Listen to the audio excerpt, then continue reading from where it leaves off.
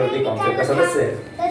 और दूसरी बात यह कि हमने इसमें रशिया की लाल बचा ली, लेकिन यूरोपीय देशों को और अमेरिका को सेटिस्फाई करने के लिए हमने यूक्रेन का नाम भी डाला। अब देखिए बड़ी बात क्या है, अब आप G20 में बाली लीडर्स डिक्लेरेशन देखिए जो 2022 में G20 का समिट हुआ था, उसमें क्या लिखा था।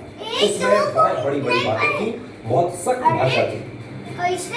देखिए अब क्या होता है, ये कहते हैं एक बार जो हम तुमको हराए हैं, अरे हाँ एक बार और इसमें लिखा है कि जो ये जो G20 देश है deplores in the strongest terms the aggression by the Russian Federation against मुझे दम लगाना पड़ेगा।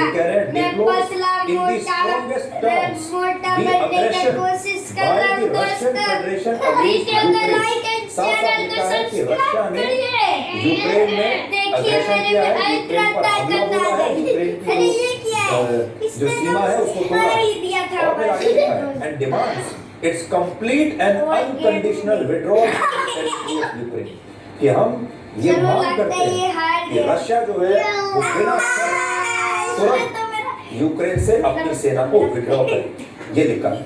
और most members strongly condemn the war in Ukraine and stress it is causing immense human suffering।